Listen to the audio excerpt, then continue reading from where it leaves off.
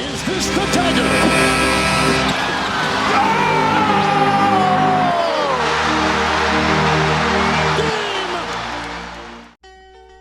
G'day guys, JB here. We're 4 weeks into the 2024-25 NBA season, and we are certainly starting to see a lot pan out in this league. The contenders, well, they're certainly there in both conferences. There's no doubt about that. On the other side of things, those that are falling off, they're falling off fast, and they certainly are absolutely no chance, in my opinion, of being able to catch up there. Some slow starters that have really started to pick up, some fast starters that are just coming back to the pack a little bit, but overall, the outlay of this season is starting to really build a solid foundation for the framework moving into December. We've got some genuine MVP contenders, some genuine most improved contenders, some serious players of the game right now through 4 weeks. So let's get into it. Let's get into my review for week 4 of the 2024-25 NBA season. We'll start in the East, and we'll start with the Hawks. A huge week in week 4. A 3-1 record boosted them all the way up to 5th in the Eastern Conference, and some pretty credible wins there too, particularly against Boston and Sacramento. Of course, Washington right now, the worst team in the NBA, and the only thing that's probably keeping them from being out and out the absolute worst is the couple of contenders in their own conference and 1 or 2 over in the West. But the main talking point for this team right now, that man on screen, Dyson Daniels, the Great Barrier Thief, Ayers block, whatever you want to call him. He's just been huge. 19.8 points, 5.8 rebounds, 4.5 assists, and the steals and deflections has been phenomenal. 3.5 steals on the week, 1.8 blocks on 3.8 turnovers. I mean, we're looking at a guy who's realistically on pace to set the all-time deflections record in the season. We're looking at a guy who's got an outside chance of tying Alvin Robinson's steals per game record. There's so much for Dyson Daniel right now. I encourage anyone who can to go and look at the film, to go and study the film, to go and look at the breakdown of when Dyson Daniels is guarding a guy. Over screens, under screens, recovering from screens, lockdown defense. About the only thing that he does have going against him is his size. There have been some bigger guards that have been able to really push through and really have some modicum of success one-on-one, but when he puts his mind to it on the team defensive side of things outside of that, that's when he's starting to really rack up the numbers. Daniel's a real mover and shaker here for Atlanta, and certainly could change the prospects of how this team's going to look moving forward. For Boston, they, for me, continue to be the team that is going to need to be defeated in the playoffs, whether you're in the East or the West. They do currently sit second in the conference, 2-1 record. They did defeat Brooklyn and Toronto, so a reasonably easier week for them. But it does say a lot when Jaylen Brown, in an easier week, just storms through as their player of the week for me. 29.3 points, 7.7 rebounds, 4.3 assists, 0.7 steals, 0.3 blocks on 3 turnovers. And this is sort of the thing that we want to highlight here, and something I really want to highlight for Boston over the last couple of seasons. Jaylen Brown has been a guy who hasn't necessarily started strong, hasn't necessarily finished strong, but a big reason that the team's been able to sustain their success has been his continued ongoing push of his play, of the way he gets about the game through these middle parts of the season. He usually lets the first 4 to 6 weeks play out, certainly sees where the team sits, sees where he fits in, and then he goes on a bit of a blitz, and it's enough of a blitz really that you can consider most of his season an all-star season. And for me, a top 15 player in the league, there's no doubt about it, but a guy who's going to be able to push his case as an All-NBA player. Again, I thought he was robbed last year. I thought he was at least All-NBA third team, ahead of the likes of a Devin Booker and LeBron James. But when the circus is around Phoenix and Los Angeles, no one cares about the cold winters up on the northeast of the country there. So really nice week there for Jaylen Brown. Good standard bearer right there. We'll see how that continues to play out. But Boston have to be pretty happy when arguably the MVP of the league in Tatum has a bad week or a week off, and they've got a stud like Jaylen Brown, a former finals MVP, mind you, who's able to step up and step out. For Brooklyn, it turned into the week that we thought it may very well if they weren't careful.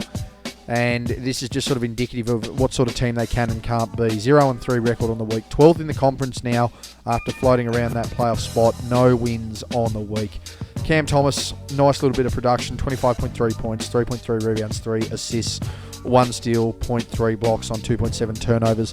Sort of the tough gig with Brooklyn. You're looking at a team that has a Cam Thomas that's going to pour in points. You've got someone like a Dennis Schroeder, who's consistently been, a pretty reasonably good starting guard, or certainly point guard in this league for a number of years now.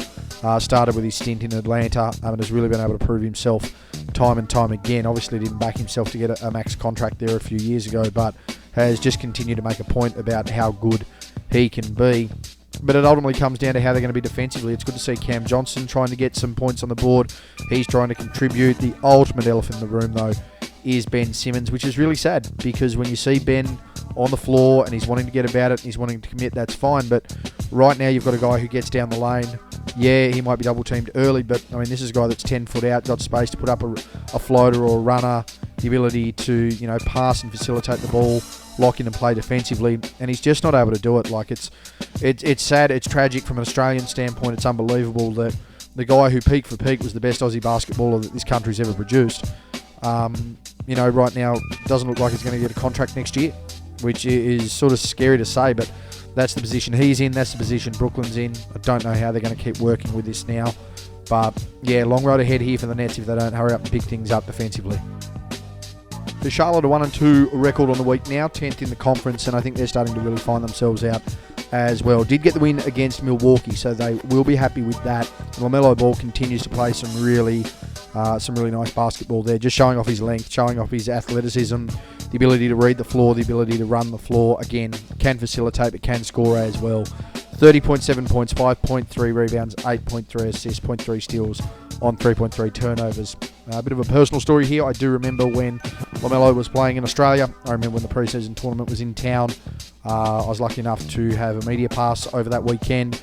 To be able to see courtside him up close and personal as a younger player, it was clear that he was going to be able to make the grade. He evidently looked better even at 19 years old, 18, 19 years old against seasoned professional players that were playing in the NBL at that particular time. And it's good to see he's consistently been able to bring those numbers and elevate that game. It's now, again, always going to be a matter of consistency and health. But you do have to wonder just how empty some of these numbers are. Is it worth him maybe sacrificing some points to get other guys involved? Could he be lowering some of these numbers, upping the distribution a little bit more? Could he be locking in defensively a little bit better? Of course, the one question for Charlotte for a number of years now has been their defensive effort or their lack of. If LaMelo's going to lead this team, he's going to have to commit to that side of the ball at some stage. Charlotte's not a destination place, and they don't necessarily have the pieces around them to want to commit on the defensive end. So if he's going to take a little bit of leadership, although it's great to see these high offensive numbers, I think a bit more commitment on the defensive end is exactly what this team needs, and certainly what he can bring to this club. From to Chicago now, who are very much back in that play-in tournament spot as we suspected they may be. 2-2 record on the week, got wins against New York and Detroit. They are currently 9th in the conference, and Vucevic continues to be the most consistent player on this roster right now. Of course, he is the savvy veteran and the guy who's essentially the core leader of this right now, particularly from a maturity standpoint. Had an okay week once again, 20.5 points, 9.3 rebounds, 2.5 assists, 0.5 steals and 1 block a game, or 1.5 turnovers. I mean, from a career standpoint, his most important piece in the puzzle was when he was with Orlando. Right now, his best value and best production as a player has certainly been with the Bulls. But there's a lot more questions that need to be asked of this Chicago side, if you ask me. I'm not saying that Nikola Vucevic shouldn't be a leading player. Of course he should be a leading player. He should be a leading hand. He can score as a big, he can facilitate as a big, he can rebound, he fills up the lane. But it's an indictment on where your club is at and where your squad is at when Vucevic is the number one guy. You've got Zach LaVine on this team. We know Zach LaVine can play. But is Zach LaVine always there? Kobe White just got this deal, a lot of hype around the guy. Love Kobe White as a player, but he does need to continue to step up and progress. Patrick Williams, yeah, great, awesome, glad he got his max. Step up and show why you're a quote-unquote max player. And as for Josh Giddey, there just seems to be this real, he's the recruit and he's not saving us. It's okay, he's not making threes, okay, but when he takes threes and makes them, well, it's not at a good enough clip. I think there's some other people that need to be responsible there, and right now, Nikola Vucevic is certainly not one of them. I'd argue Josh Giddey is the other that certainly doesn't need any responsibility. Let's see exactly what these quote-unquote stars of the Bulls can do just to try and turn this around if they can. To Cleveland, a team that doesn't need to turn around, in fact, a team that's decided to shove it up everybody this season following talks around trade period and free agency last year. Through 4 weeks of the season, they are undefeated, 3-0, first in the conference, and Darius Garland with a really, really casual week for him. Him and Donovan Mitchell from a perimeter standpoint, they just keep rotating through. Someone like an Evan Mobley just continues to be an absolute stickler. Right now, I would argue Cleveland have 3 All-Stars competing in the All-Star game right now. Garland 1, Mobley and Mitchell the other. Big week for Darius though, 26.3 points, 4.3 rebounds, 9 assists a game. 0.3 steals to go with 3.3 turnovers. The only concern that really should be floating around right now in relation to Cleveland, have they tried to peak a little bit too early, or have they potentially just tried to build a run that they can sort of settle with and try and get into a bit of a run, do some sets, run some plays, and just try and really navigate the way that their playoff basketball is going to be played out and the way they're going to be able to navigate that pathway through the East. I'm not saying that them starting out really, really fast is a bad thing. There's a lot of teams that start out fast, that get on a nice bit of a run, that are able to build some momentum and become really good squads. But this Cleveland team's got 1 win in the second round last year, which was essentially token, to a side that all of a sudden looks like the most unstoppable force in basketball, competing in a conference with the finals team, the team that beat them in the second round that won the championship last year convincingly. So it's going to be interesting to see. I think they're just trying to gauge things. Look, if you want to get a jump and get that number 1 seed, absolutely go for it. But understand you've got to have some gas in the tank to finish this season, and you can't play all your cards early. That is my concern right now for Cleveland. For Detroit, it becomes an interesting matter of, can they stay consistent? Can their young fellas continue to deliver? Because right now, they're looking like a genuine playoff team in the East, which is something that I never would have thought I'd say about a team that arguably looked like the worst squad to ever step on an NBA floor ever last year. They have done a huge 180, and I know you have to nominate a player of the week or a most improved player of the season, but right now the entire squad and organisation of Detroit deserves a big round of applause for what they've turned around. A 3-2 week in 5 games, 7th in the conference, got wins against Miami, Toronto and Washington. Now, granted, you don't want to be that team, as Washington pointed out last year, and Toronto certainly hasn't been anything special. You can only beat what's in front of you. A lot of the Eastern Conference is certainly not above 500. It's a scrappy affair out there. You're only potentially going to have to win 43 games to be, an okay, 43, 44, maybe 45 games to scrape the 6th seed here in the East this year with the way it's panning out. Cade Cunningham, though, he's panning out really, really nicely. I have criticised the contract that he's had recently, but again, you've got to go out and show why you're worth all this money. 23.6 points, 7.2 rebounds, 10 assists, 4.4 turnovers, but if you use it, you're going to spend it. 1.6 steals, 1.2 blocks. Cunningham is the future of this squad. He's really starting to pan out nicely. You can see the size that he's got as a guard. He's not afraid to use that size, and that's probably the one thing that's his advantage right now. He's not turning the basketball over a hell of a lot compared to what he's using it for, but he's also taking advantage of that size and those mismatches that he's getting. So if he's going to continue to do that, not just rely on the 3 ball and die by the 3 ball, I think Detroit's going to be in some pretty safe hands moving forward. For Indiana, it's becoming an interesting season very, very quickly, with no discernible idea exactly what's going to happen with it. They're 1-3 in week 4. They're now 8th in the conference. They got their win against Miami. Pascal Siakam trying to produce where he can, 21.8 points, 6.5 rebounds, 3 assists to go with 0.5 steals, limited turnovers. But this Indiana team certainly isn't the squad that looked like it was making a run to the NBA Finals last year. It's certainly not the Indiana team that even made a bit of a run in the NBA Cup when it quote-unquote mattered last year. I really don't know what's going on, and the tough part about it at the moment is you've got guys there that, if they're willing to be patient and it's willing to pay off, then, very well in a couple of years they certainly can be getting their minutes, and that's something that Indiana have made a point of over a number of years now, particularly when you saw the development of Sabonis, when you saw the opportunities now with a Halliburton, with what Matherin's able to do, with the likes of a Miles Turner, with a TJ McConnell. All these guys have really sat there and they've waited and they've bided their time to want to make the moment theirs.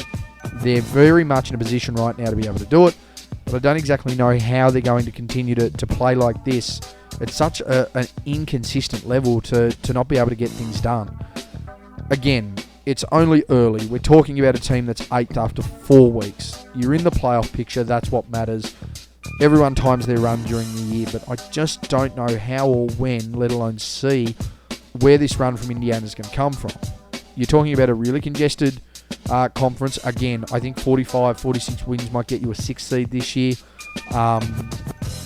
But, less than 500 is going to be a chance to make the playoffs. So I don't know where the Pacers are going to differentiate, but they're going to have to find that really soon because they just look like a team right now that's stuck in the mud. Speaking of teams that always seem to be stuck in the mud, but for some reason find a way to be able to get out of it and get moving, that's the Miami Heat, who did defeat Indiana, the team that appears very much stuck in the mud in the week just gone, and rallied from a huge deficit against Philadelphia to really swing that game. As much as 17, 18 points down to winning by 15, 16 points. 30-odd point swing in a basketball game at any time is elite. It's essentially outscoring your opponents by 15 per quarter and a half. Huge efforts there. Tyler Hero continues, for me, to be the most consistent player for the Miami Heat this year. 26.5 points, 4.3 rebounds, 5.5 assists on the week, 1.3 steals to go with 2.3 turnovers. And all of a sudden, there was a lot of talk about trades. There was a lot of conversation around where's Jimmy going, what's going to happen. Then all of a sudden, the media cycle changes, and it's a matter of, has Jimmy Butler done this with Terry Rozier? Media's been pretty fickle on that front, there's no doubt about it. Interestingly, the talk of Bam as a player has certainly subsided, which is really weird. He's still been pretty consistent. I think we just need to really understand now that Bam Adebayo is not going to be Kevin Garnett. Bam Adebayo is going to be Bam Adebayo. He's going to be able to get you a few points. He might grab you double-digit rebounds when it requires. He's going to stretch the floor with some passing ability, and he's going to be a big man that can get out in the perimeter as much as he can try and defend, undersized, albeit down at the rim. Interesting right now for Miami, a team that potentially was make and break when we were considering trades, but if they're going to keep everything together and just try and push through, do they just keep handing the reins over offensively to these younger guys? I'm not sure. We'll see how it pans out. Speaking of trying to pan out, and a team that's just trying to really make a run after a shocking start of the season, the Milwaukee Bucks with Giannis Antetokounmpo tried to take advantage of a weaker schedule and were able to do that. A 3-1 record on the week. They are 11th in the conference. Got wins over Toronto, Detroit, and Houston, and a really, really big week for Giannis. 31 points, 11.5 rebounds, and 7.5 assists per game to go with 3 blocks and half a steal. The man was just on a mission. There's no doubt about it. And, it's great to see him play when he's inspired. I don't think anyone's going to debate the fact that Giannis is a joy to watch when he's inspired. If you watched him at the Olympics, you saw him representing Greece, that guy was competitive. That guy was athletic. And he once again just reminded everyone about how valuable he really was. Of course, people would talk about that more if it wasn't for Steph Curry going absolutely mental to save the US, and if it wasn't for Nikola Jokic just creating, plus-minus differences on every court he plays on to a historic level. So for Giannis, it's clear right now. Doesn't matter I've got Dame, doesn't matter I've got Brook Lopez, doesn't matter who's going to be coming in and out of this team, injuries or otherwise. I am the man. I'm the guy who needs to step up. I'm the guy that needs to step out. If it means I have to do everything, then I need to do everything. But could it be too little too late for him to recognise the signs there that, hey, I can have 30 and 10 and I can have multiple assists and I can get everyone involved on a really talented team? If he's going to continue to try and put up some numbers and lock in defensively, at the end of the day, it's going to come back to everyone else and their performance, because you're not going to be able to question the guy. Not only with his current play, but certainly his previous resume. So we'll see how it works out for Milwaukee. They are 11th. There's still time, but time is of the essence at this particular point. New York right now are starting to look a bit more like the contender that I think a lot of people expected them to be. It's taken some time, but there's no doubt that the jigsaw pieces are falling into place to sort of create a very intricate, interesting puzzle right now. 5 games on the week, 4-1 record. They are 4th in the East. Defeated Philadelphia, Washington, and Brooklyn twice. So how you gauge beating the 2 worst teams in the East and one of the lower seeded, mildly competitive teams, I don't know. Jalen Brunson, well, an interesting week for Jalen. I think at this point, and it's really sad to say, Jalen Brunson's still in a tug-of-war with who the best player on his team is, and it's probably going to have to take some absences of Cat to really establish it once again, because Cat, to me, is having a top 10 player of in the league season right now. But Brunson had a really nice week. 23.4 points, 3 rebounds, 8.2 assists to go with 0.8 steals and 2.8 turnovers. The thing that's going to help the Knicks, though, is the fact that someone like a Brunson understands, look, this is my team. I'm the guy, I'm the man, we're going to make it or break it on me. But he's also not selfish enough to want to drag all the spotlight away from his teammates, and certainly not want to drag the momentum of the team away from those that are really competing and really grinding out. It looks like the offense for New York is starting to lift. Tibbs certainly trying to relax a little bit, trying to generate a few more points, which is really smart when you've got a scorer like a Jalen Brunson, with a guy who likes to put points on the board in a Karl Anthony Towns. As much as you want to be defensive, you do have to play to your strengths. New York right now are really starting to do that. Over to Orlando, a team that I thought was absolutely dead in the water after the injury to Banchero in week 2. But on the other side of that, the guy who needed to step up and step out the most has done it to an all-NBA level. 4-0 on the week, third in the conference, undefeated on the week as we saw. But this man right now, Franz Wagner, is throwing his value through the roof league-wide. For the week, 31 points a game, 6.8 rebounds, 6.3 assists. That's right, 31, 7 and 6. 1.5 steals, 0.5 blocks, 1 turnover. A little under 47% from the field. There were times last year, for anyone who's tuned in or watched, there were times last year where I made it known that someone had to step up and step out for this Orlando team, because you need someone down the stretch to be able to deliver the ball. You need someone that's going to be able to score, someone that's going to be able to make a decision, someone that's going to be able to create a play. That person was Paolo Banchero. It always should have been and always will be when he's in this squad. But right now, if you are Orlando and you are watching what Franz Wagner is doing right now, where he's able to step up, step out, be the number one option, clearly be delivering victories for you, you've got to be licking your chops. Franz will be licking his chops there as far as a number one option somewhere. There's no doubt about it. His paycheck's going to be sensational. But right now, if you're Orlando, you want to tie that up. You want to keep that duo together, and you want to keep building this core group, because right now, you're not building a contender for right now, but you certainly have potentially the next 3 to 5 years of the league at your mercy if you can just keep this squad together. I'll tell you who is licking their chops, though. That's absolutely everybody and anybody who rocks up and has to play or attempt to play the Philadelphia 76ers. Legitimately right now, the worst team in the NBA. I thought it was Washington, but I've watched enough Philadelphia right now, and they suck. They flat out suck. Didn't win a game this week. 15th in the conference. Dead, stone, motherless. If they were a horse at the track, they'd be jumping in the ambulance across the post. No wins on the week. Jared McCain, the positive, though. He's just trying to perform where he can. Looking like one of the better rookies in the league. In fact, I think he's favourite for Rookie of the Year right now. 26.5 points, 2.5 rebounds, 5 assists a game, 1 steal, 1.8 turnovers. But it is quite the indictment on the Philadelphia 76ers that the best player on their team right now is a rookie who's had to bust his backside to get these minutes, while you've got a team that's had Joel Embiid, Paul George, and Tyrese Maxey. Paul George right now, the fact that he got a ridiculous extension, injury prone, not performing, the fact that you've got Joel Embiid, injury prone, not performing, not up to standard, Tyrese Maxey, the only other guy right now. These guys suck. My next jersey order is a Philadelphia player from the 80s. And I can tell you now, if they had this level of intensity of this player right now, they'd be a far better squad. They certainly need their own Secretary of Defense. There's no doubt about it. Philadelphia just flat out suck. An interesting week for Toronto. Again, a side that's not very good. We're talking about, particularly to round out the Eastern Conference, the 3 worst teams in it. The difference for Toronto, though, is I'm not looking at anything spectacular outside of Scotty Barnes right now in this team. RJ Barrett, again, as much as I respect what RJ Barrett's done, and I know what RJ Barrett's done, and I know where RJ Barrett's at, and someone like a Grady Dick who's really trying to play some good ball, I hate to say it, if you've got a team that's being led by them right now, Scotty Barnes is a different level player to those guys.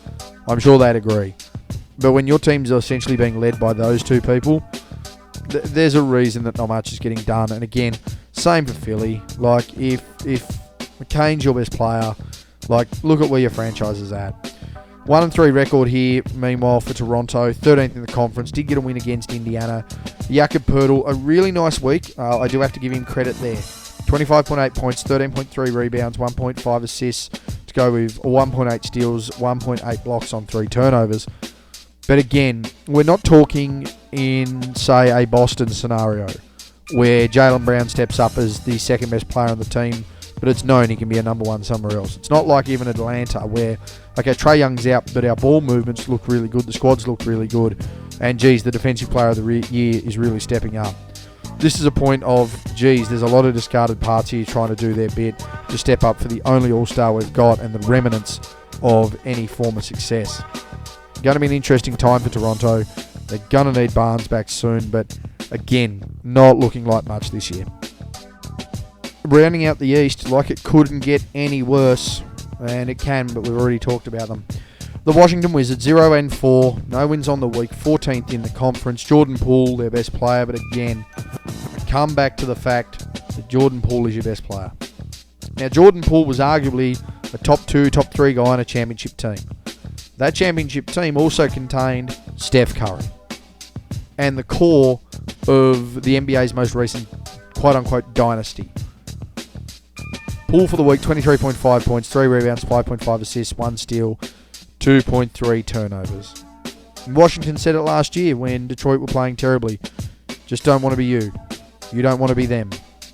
You don't want to be the team. Well, right now everyone's saying that about Washington, because they're as hot a garbage as Philadelphia right now.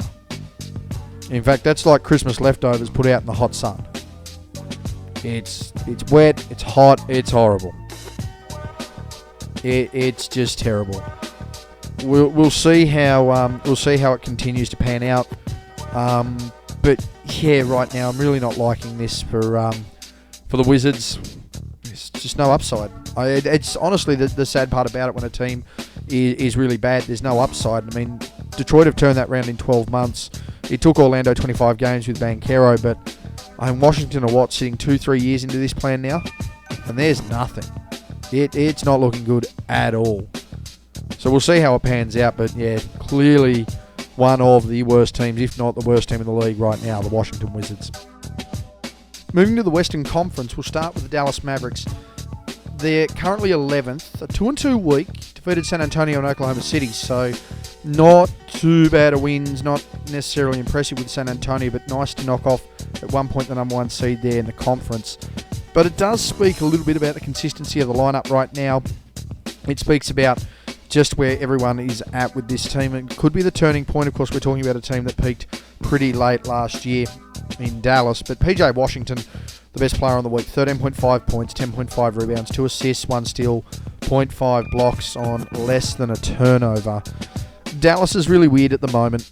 They had this moment last year of clarity, essentially, where they were able to really start finding some key pieces defensively, allowing those guys to play freely on the defensive side of the ball, knowing they were really good bailouts for lobs and drives to the hoop on the offensive end, essentially why Kyrie and Luka controlled most of that. Now, at the moment, they certainly need that license to do what they want defensively, but offensively right now, they're really lost. Outside of Luka, outside of Kyrie, and even Luka's been pretty underwhelming this year for me.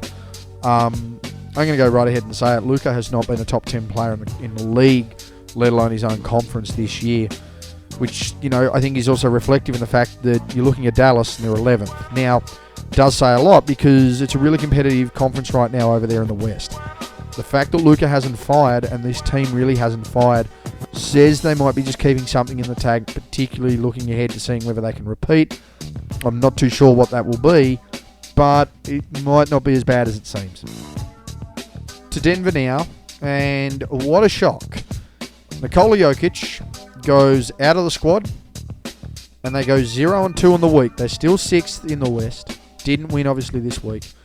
It does show a lot about what these guys are able to do and how much they're able to get on their own ball, particularly when you talk about guys like a Jamal Murray who look like an all-NBA level player when they're in the playoffs at times, and then on other occasions are genuine role players. And Jamal Murray really hitting the ladder of that one there in this week, even as the leader of the team. 14.5 points, 6 rebounds, 7.5 assists, 2.5 steals and a block, so I'm probably a little bit too harsh there, but I know the shooting was abysmal. 3 turnovers a game there as well.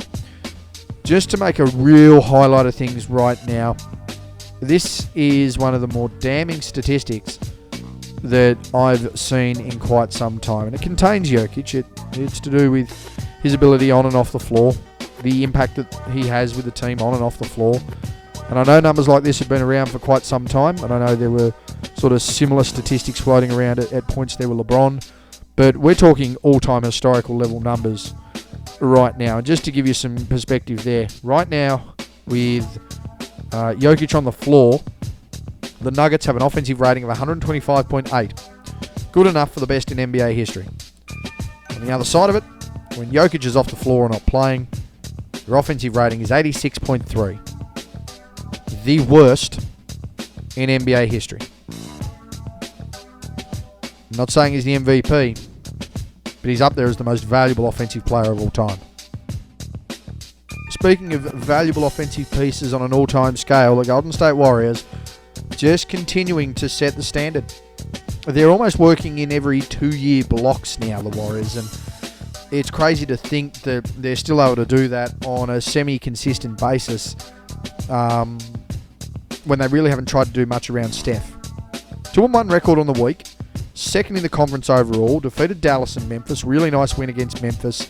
Confident they were always going to get the job against Dallas, and they were pretty convincing in both.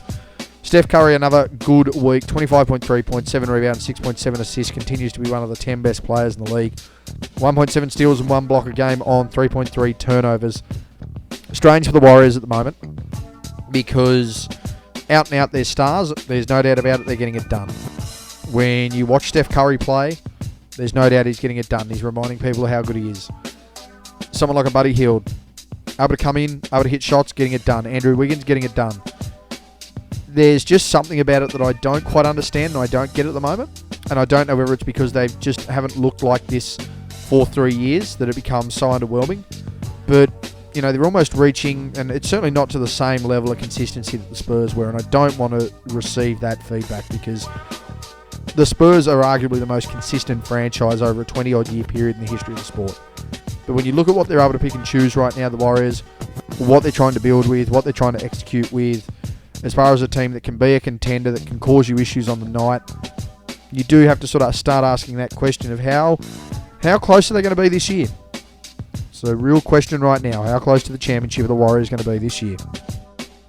And while it's always tough to tell when a team's going to be close to a championship, it's not hard to see when a team's building towards contention. And that's certainly what the Rockets are doing right now. A 3-1 record, and a team that is now 4th in the conference. And it's sort of hard to believe, but, you know, as a Rockets fan and someone who observes a lot of the NBA, well, in fact, observes all of the NBA, the Rockets are a team that have started to really build back into contention over the last season and a half. We saw it last year. They got to 500. Şengün got injured at the wrong time. They dropped games. Jalen Green goes on a run, and they fall short.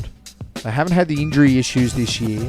They've had a more consistent lineup, and everyone's been able to step up, take their turn, and get the job done when they need to. 4th in the conference, defeated the Clippers twice in the Bulls. Now, how are you going to rate that? I don't know. Right now, you're looking at Vucevic and Norman Powell leading those sides. I'm not saying they don't deserve, they're just desserts, but again, it speaks about where your franchise is at. Now, a lot of people are going to go, well, what's Fred VanVleet doing as your player of the week? Fred VanVleet hasn't been leading the team. There's a vastly different concept there. VanVleet's had a good week. 21.8 points, 6.3 rebounds, 6.8 assists, 1.8 steals, 0.8 blocks. A guy that's been able to set culture. Someone like a Dylan Brooks has come in and set culture. You're now looking at Tari Eason. You're looking at Thompson. You're looking at Jabari Smith Jr. And, of course, you're looking at Alperen Şengün. And these are the young guys that are building this squad. These are the guys that are becoming valuable. I mean, there's no reason that Houston right now could not win a playoff series. And all considered, this team nearly busted up at the trade deadline last year. Much like Cleveland, just answering the critics and getting the job done slowly but steadily. To the Clippers, a 2-2 week, another consistent performance there from James Harden, trying to lead the way there. Harden's certainly not the monolith scorer that he was some 5 or 6 seasons ago there. The points production's essentially halved, but there's one thing that I've always said about James Harden, and that's that I feel that James Harden's a better point guard than he ever was a shooting guard. It's just a matter of being able to have those valuable pieces around him to be able to deliver. Well, necessarily when his shot's not dropping, he's not performing. 2-2 record on the week. Got the win against Golden State. Really handy there. Did lose out to Utah. Not the thing you want to be doing over here in the West. 18 points, 6 rebounds, 9 assists per game, 1.8 steals, 1.3 blocks. I don't mind when James Harden has this level of contribution across the floor.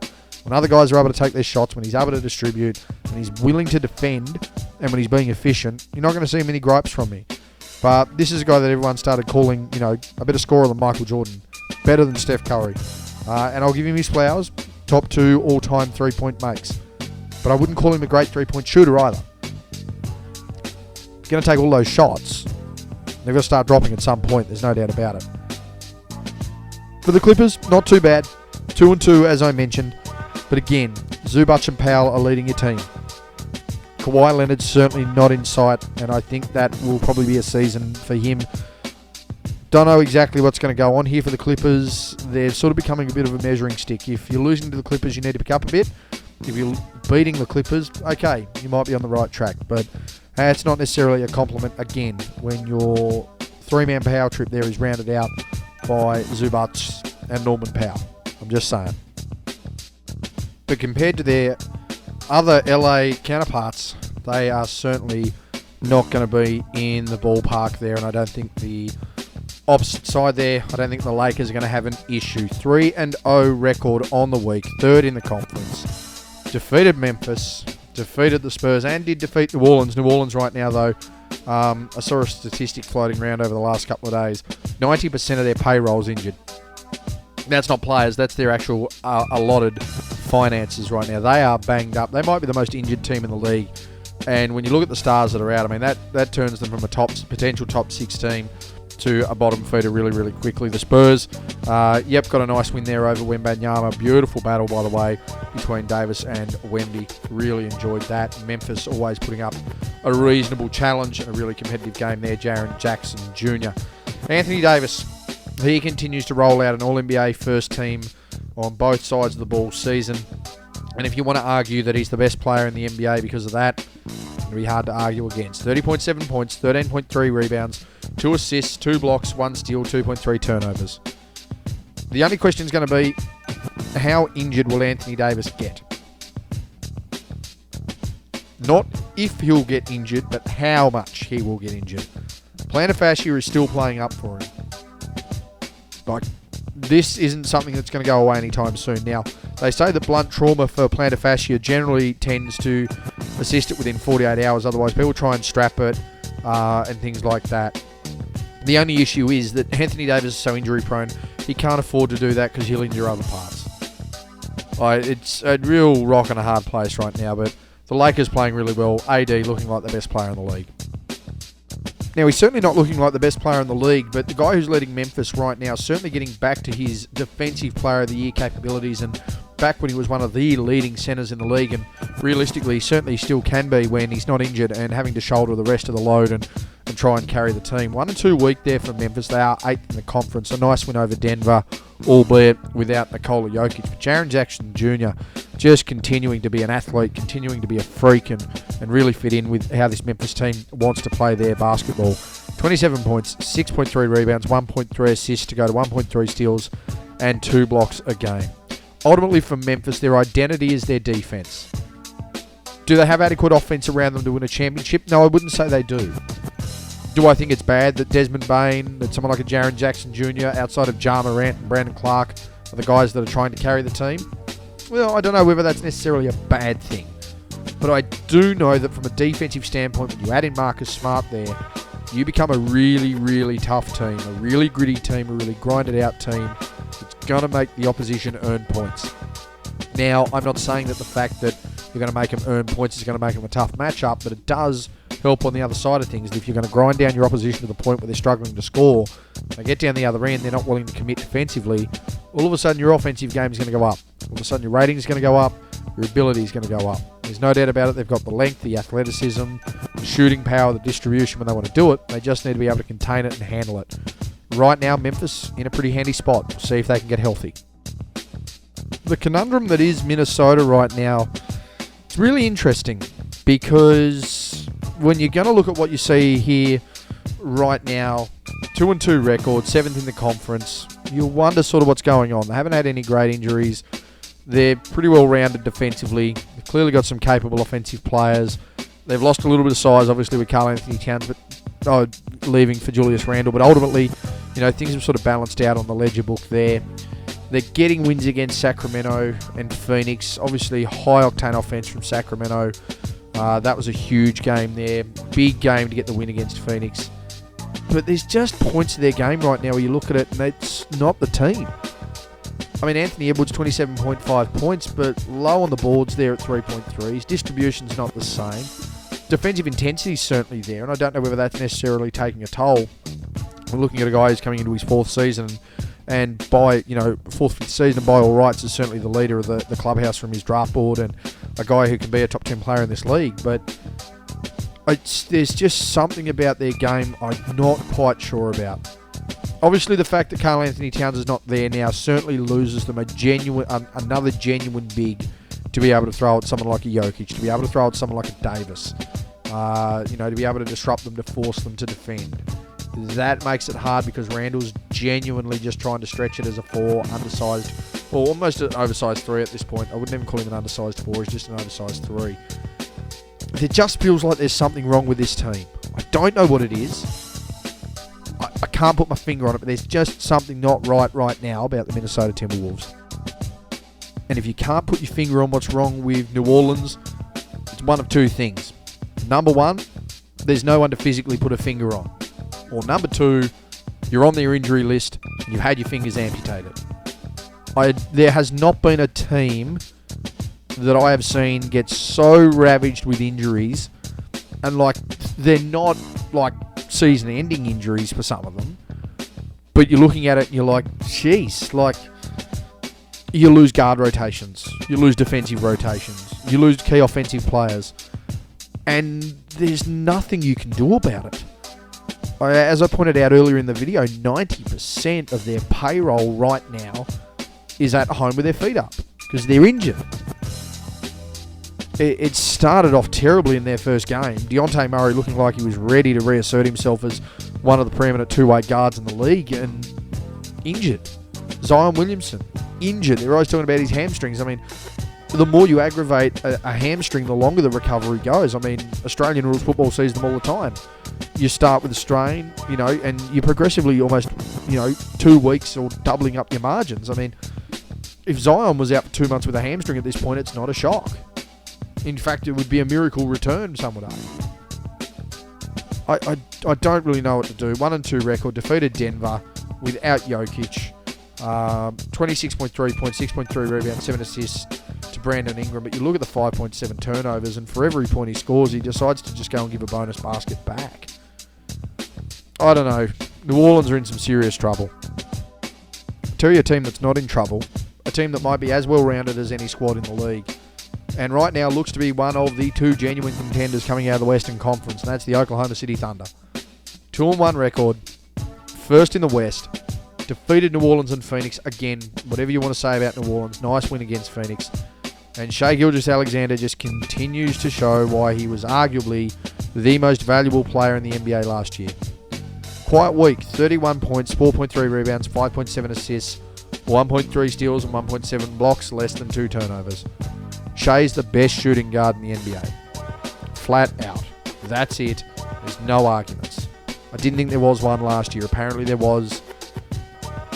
Again, I had no issues if he'd have won the MVP. He was at least a minimum top 2 player, which is how it panned out. He's doing it again this year. The talent's coming along with him, though. Jalen Williams is another key contributor to this team right now. He's able to do it as an undersized forward. He's had to rotate and play small ball 5 when he's needed to on this team as well. And he's having just the same sort of impact and same sort of production. If that's going to be a second option for you, knowing that Chet's out, at least for another 10 weeks, potentially. This team's looking scary. I know they're talking about, what was Caruso meant to do? But that wasn't what the aim was here. The aim was to free the ball up out of Josh Giddey's hands. That's exactly what they do with Caruso.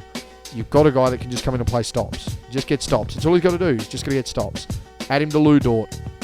And that's exactly what they're on that team to do. Right now, Shai Gilgeous-Alexander's looking amazing. Jalen Williams is looking pretty amazing himself as well. This is a dangerous team. Dangerous is one way to describe the way the Phoenix Suns are playing right now, and I don't know whether it's dangerous for everyone else or a danger to themselves. It sort of becomes a real weird cross. Devin Booker, again, one of the leading two guards in the league. A nice week for him, but a 1-4 record, and their only win was against Utah. I think I could rock up with 4 random 2K players at the moment and have a competitive game against Utah, and I haven't played basketball for 6 years. 5th in the conference. Nice week by Booker. 24.4 points, 3.4 rebounds, 5 assists. 1.2 steals, 0.8 blocks, 2.6 turnovers. 5 games in 7 days, pretty tough schedule. We've seen that a little bit over the last couple of years with the attempt to try and narrow travel down. If you're going to play back-to-backs, you're playing them on the same arena. If you're travelling, you're upstate, just across a border, something like that. But it does speak about the dynamics that this Phoenix team really does have when you don't have Kevin Durant. Ultimately, that's what it's screaming right now. I still think that Devin Booker has a case as their most valuable player. I've always maintained that, and I'll continue to maintain it because of how dynamic he can be as a perimeter player. Kevin Durant can do the same. Kevin Durant doesn't put his mind to it enough. Kevin Durant's also a top 25 player of all time. So it's interesting for Phoenix right now. They need to re-establish themselves. This is where someone like Bradley Beal needs to prove his point. Hey, I was injured last year and we still won 49 games. I missed 30 games. Okay, but how about you do this now when you've got to step up at the second option? This is the ultimate crux for Phoenix right now. Yeah, you've got guys that love to play together and flow really well together. They don't care when one of them's not there. And that's what's going to hold them back. For the Blazers, it's sort of been really weird because although they're 12th in the conference right now and had a 3-0 week, they're sort of the way they're performing's varying between, hey, we look like a team that could really shake things up and could sort of do that sort of Clippers thing that's going on at the moment where we can become that bar of if you're beating us, you can go to the playoffs. If you're not beating us, you're in trouble. You know, they then very all of a sudden go, hey, we have a really good week and a really competitive system to who have we drafted, what are we doing, why are they playing here, and what the hell's going on? Really weird mix. 3-0 record for them, though, undefeated on the week. Shaedon Sharpe, a really nice week for him, a guy who's, consistently showed over the last couple of seasons what he can do, unless you're a full believer in Bill Simmons and the fact that, well, according to Bill Simmons, he's only just really started to come on. 27.3 points, 3.7 rebounds, 3 assists to go with 2 steals on, 2.7 turnovers. They've had some really key inclusions back into the squad as well.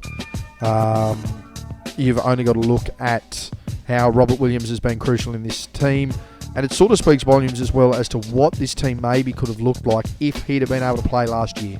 That injury was absolutely huge, not only for him, but crucial for Portland. They've looked a lot better defensively. They've been a lot better structurally.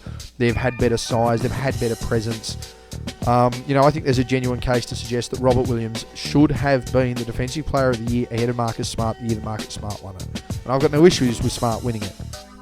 But I think when you look at the overall impact out of system, individually, everything encompassing right now, that's how big of an impact Robert Williams is having on this team. Not long to go now. 3 teams left here in the Western Conference. And we'll go to Sacramento, who, again, are a team that I think is certainly underperforming right now. They clearly have the offensive firepower, and you've only got to see it in the performance of De'Aaron Fox this week. The best 2-game stretch the league has seen since Kobe Bryant in 2007. 2-2 record, they're 9th in the conference. I think they're going to get better. Defeated Phoenix and Utah again. Utah featuring pretty prominently here. But a massive week for De'Aaron Fox. 41.5 points, 4.3 rebounds, and 8.3 assists a game. A rounded 42, 4, and 8. 2 steals, half a block, 4.3 turnovers. They are just absolutely flying offensively here. You've only got to look at what Sabonis brings to this team. I still think he's a pillar. I still think he's important. I still think he's their best player. I think it's going to start looking like a Devin Booker situation where there's going to be guys that are numerically going to look better, but they're not the impact player and not necessarily the reason. De'Aaron Fox is a little bit different, though. De'Aaron Fox has been a borderline all-star player since he entered this league. I'm happy to put my hand up and say that I thought he should have been an all-star as a rookie. Plenty of people didn't. I certainly thought he should have been. But he just continues to go along here. He knows how to pick pockets. He knows how to play defense. He knows how to score. He likes coming up trumps in the clutch. hey, you've got another guy who likes coming up trumps in the clutch there in the DeRozan. Keegan Murray still having a really good season. Sabonis there as well. There are just little things that I think they need to improve on. They need to get better in using their bench. Malik Monk is now an injury concern, and they certainly need to refine things defensively, but it's clear offensively that they can get things done. They just need to execute. Speaking of getting it done and executing, no, I'm only kidding, it's the Spurs. 1-2 record on the week, 13th in the conference. They defeated Washington. Hurrah. Stephen Castle, he played in all of their games. 14.7 points, 2.3 rebounds, 4.3 assists. But I say it all the time. Sometimes it's indicative of who's leading your side as to where your side is at. This is a prime example once again. 14.7 points, 2.3 rebounds, 4.3 assists as I mentioned, 0.7 steals, 0.3 blocks on 1.7 turnovers.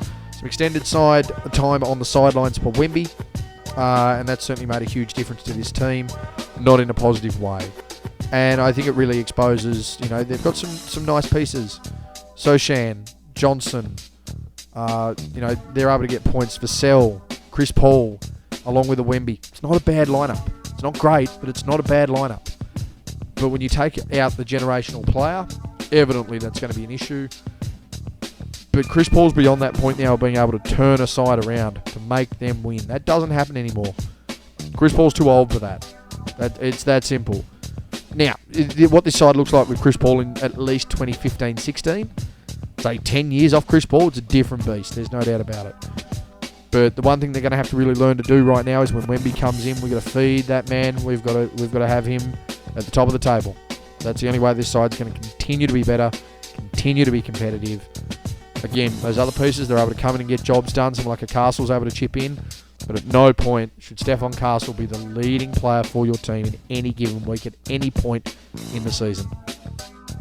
And last but not least, finally over to the absolute worst team in the West, the Utah Jazz, 1-3, 15th in the conference. They defeated Dallas. John Collins at this point has probably been their best player all year. John Collins was run out of Atlanta. He's big, he's athletic, he doesn't fit the mold of wanting to play next to Trae Young. Really simple. That's ultimately why he was out of Atlanta. Jalen Johnson, very similar player there, but I think at the moment Trae Young's starting to play himself out of Atlanta with the way Daniels and Johnson are playing over there. 21.5 points, 8.8 rebounds, 2.8 assists here in Utah for Collins. 2.5 steals and 0.8 blocks, so having a real contribution, and most of that is coming off the bench. My only concern here right now is, what is Utah's end game? You've signed a max deal to Lauri Markkanen and you're not doing anything. He wanted to get out of there, he didn't, and now you're not doing anything with it. The team's not really producing. They've got someone like a Walker Kessler who can really play defense, but you're not trying to build a defensive game plan around him. Again, is it going to be a matter of Ainge wanting to farm pieces? Is it just trying to get a little bit of execution, trying to tease the opposition? Like, I'm not saying that you have to always have an end game, but you can't be stuck in the middle here in the NBA. There's not many sports anymore where you can be stuck in the middle. You've either got to be ready to go, or you've got to be bottoming out and ready to come back up. Because if you're stuck in the middle, you're not getting many pieces, and you get stuck in this situation where you're just farming guys out. And that's where I get worried where Utah is at the moment. We'll see what happens. Right now, they're their absolute worst team in the West. Now, they could flick the switch, but at the moment they're in a pretty dark room with no idea where that switch is. And there you have it. That is my review for the fourth week of the 2024-25 NBA season. Let me know how you think the season is unfolding. Let me know how you feel it's panning out. It's certainly been an interesting one. It's injury ravaged. There's some really interesting matchups. I mean, you've got plenty of 500 teams over in the West, and you've got a lack of 500 teams in the East. I mean, you're talking about the fact that everyone in the West has a chance of winning 50 games this year. If they really want to put their mind to it to really make it competitive, you've got a chance that you're going to be pretty competitive with a high 40 win total over there in the Eastern Conference. Some real standouts in each, there's no doubt about it. Some players that are really trying to make their mark. But I think things will start to pan out towards the end of this month. Of course, we will get our first look, for me anyway, at the MVP race for the 24-25 NBA season. Anyway, guys, that's been my review for week 4 of 24-25. I'm out.